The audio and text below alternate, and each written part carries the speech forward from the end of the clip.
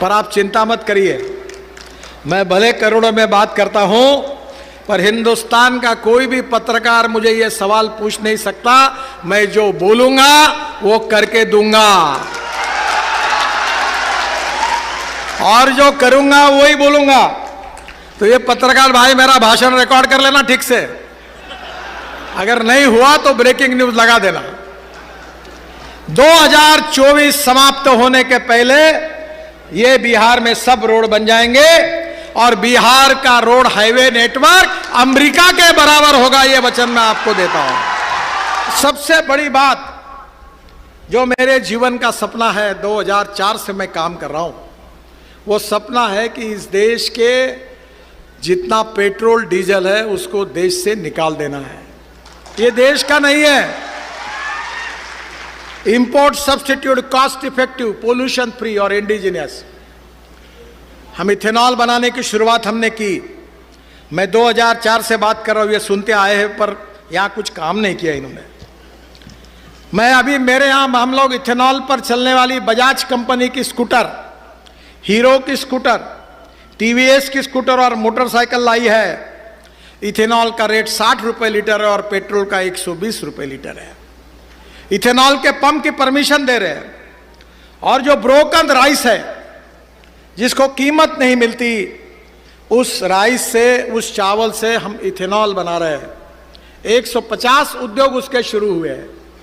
तेजस्वी जी, यहां पूरा चावल होती है, चावल से इथेनॉल तैयार होगा तो इनके चावल को अच्छा भाव मिलेगा।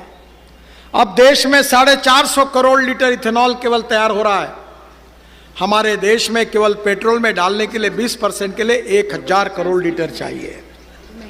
मैंने अपने घर पर इथेनॉल पर चलने वाली टोयोटा की गाड़ी कैमरी मेरे घर में है। जिसको डाउट है वो मेरे घर पर आओ, इथेनॉल के गाड़ी में घूमो। एयर कंडीशन गाड़ी है टोयोटा की, आपको पता ही नहीं चलेगा कि आप मर्सिडीज गाड़ी में किस में है। मेरे घर पर पानी से हाइड्रोजन निकालकर हाइड्रोजन पर चलने वाली टोयोटा की गाड़ी है, जिसका नाम है मिराई। मिराई यानी भविष्य। और ये हाइड्रोजन पर चलने वाली गाड़ी इतनी सुंदर है कि तेजस्वी जी, आप अगले बार आओगे तो हाइड्रोजन के गाड़ी में आपको चक्कर लगाऊंगा। और ये मैं क्यों कह रहा हूं कि ये हाइड्रोजन आप तैयार कर सकते हैं, किसान तैयार कर सकते हैं, बिहार के किसान तैयार कर सकते हैं। ये इथेनॉल आप तैयार कर सकते हैं। 16 लाख करोड़ का इंपोर्ट हो रहा, आयात हो रहा है पेट्रोल डीजल की। अगर ये पैसा अगर किसानों के घर में जाएगा, इनके बेटों को रोजगार मिलेगा, तो हमारा किसान केवल अन्नदाता नहीं, ऊर्जादाता बनेगा। और जिसको चाहिए टेक्नोलॉजी, मेरे पास आ जाओ, सब सक्सेसफुल है। भारत सरकार ने स्वीकार किया है। अगर बिहार में आ जाएगा तो बिहार में लाखों करोड़ गांवों में जाएंगे और यहां के किसानों को सही कीमत मिलेगी। अब कौन से मक्के से इथेनॉल बनता है, और ये बिहार में बीच में काफी बड़े प्रमाण पर यह प्रयास हुआ कि पुरानी सरकार में भी कोशिश की। शहनवाज हुसैन मेरे पास बार बार आते थे, काफी प्रोजेक्ट मंजूर हुए हैं। मैं तेजस्वी जी से अनुरोध करूंगा कि यह विषय की तरफ आप ध्यान दीजिए। बिहार इस देश का समृद्ध, संपन्न और शक्तिशाली राज्य बनेगा, यह मेरा विश्वास है। कम से कम 4 लाख 5 लाख करोड़ रुपए गरीबों के घर में जाएंगे। इंपोर्ट खत्म होगा, प्रदूषण समाप्त होगा, किसानों को अच्छी कीमत मिलेगी और गांव के जवान लोगों के हाथों को काम मिलेगा। और हमारा किसान केवल अन्नदाता नहीं, ऊर्जादाता बनेगा। ये धान का कटोरा है, पर हमारे देश में चावल को कीमत नहीं। चावल सस्ता है, गेहूं सस्ता है, ब्रेड बिस्किट महंगे हैं, गन्ना सस्ता है, शुगर भी हालत खराब है। हमारे देश में टमाटर सस्ता है, सॉस महंगा है, संतरा सस्ता है, जूस महंगा है। मैं किसान हूं और मेरे यहां अभी 50,000 एकड़ गन्ना है। मैं भी एग्रो विजन का कार्यक्रम करता हूं। 5 लाख किसान आते हैं देश भर के, और मैंने अपने जीवन को किसानों के विकास के लिए अब समर्पित कर दिया है। इस देश में 65% आबादी गांवों में रहती है। गांवों में रहने के लिए अच्छे रोड बनने चाहिए, गांव में अच्छी स्कूल मिलनी चाहिए, गांव में अच्छे अस्पताल खुलने चाहिए, गांव के जवान लड़कों के हाथों को काम मिलना चाहिए, और जो गांव के लड़के मुंबई, दिल्ली, कलकत्ता, चेन्नई, पटना गए वो फिर से वापस गांव की ओर लौटने चाहिए। यही हमारा सपना है। ये कठिन है पर असंभव नहीं है। मैं मुंबई का रहने वाला हूं। मैं 18 साल महाराष्ट्र के राजनीति में था। आप कभी मुंबई गए हो? वो समुंदर में जो ब्रिज देखा ना आपने, जो समुंदर में बना है, बहुत जहाँ फोटो लगता है, वो मैंने ही बनाया। वर्ली बांद्रा सीलिंग 55 फ्लाईओवर बनाए, और वही मैंने मुंबई पुणे एक्सप्रेस हाईवे देश का पहला बनाया था। और फिर अटल जी ने मुझे बुलाया था और मुझे कहा था कि इस देश में तुमने बहुत शहर में काम किया, आप गांव के लिए काम करो। तो इस देश के इतिहास में अटल बिहारी वाजपेयी पहले प्रधानमंत्री थे। उन्होंने गांव को जोड़ने वाली योजना बनाने के लिए मुझे आदेश दिया। आज जो सबसे लोकप्रिय योजना है, जो राज्य सरकार और भारत सरकार की चलती है, वो प्रधानमंत्री ग्राम सड़क योजना बनाने का सौभाग्य मुझे मिला। और 6.5 लाख गांवों में से आज 4 लाख गांवों को मजबूत रोड से जोड़ने का काम हुआ है। बहनों और भाइयों, गांव गरीब मजदूर का, किसान का कल्याण होना चाहिए। ये देश से गरीबी, भूखमरी, बेरोजगारी दूर होनी चाहिए। गरीब गरीब होता है, गरीब को जात, पंथ, धर्म और भाषा नहीं होती।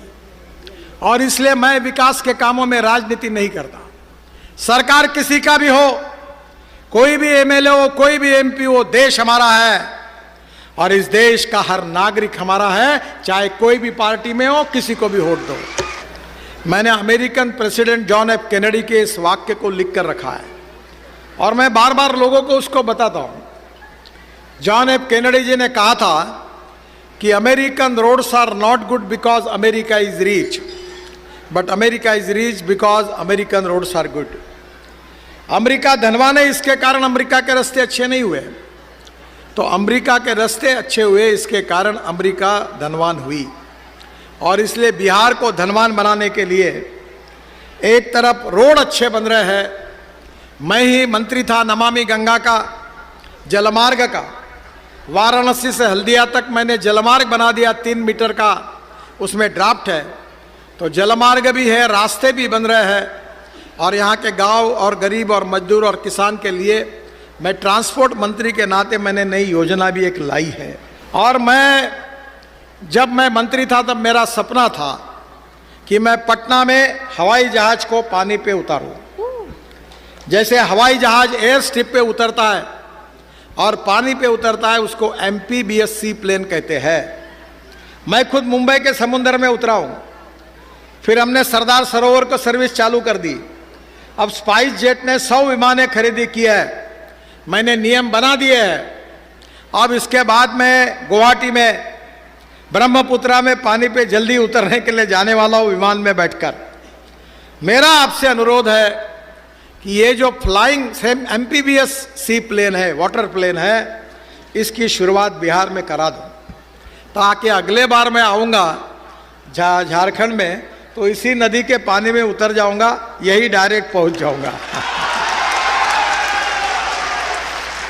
जब हमारे एविएशन मंत्री जी को मैंने कहा कि तुमने इसका कानून जल्दी बनाओ, तो जरा देरी हुई। तो मैंने कहा देखो, मैं जिसको आप एमपीबीएस सी प्लेन कहते हैं उसको मैं फ्लाइंग बोट कहता हूँ, हवा में उड़ने वाली बोट।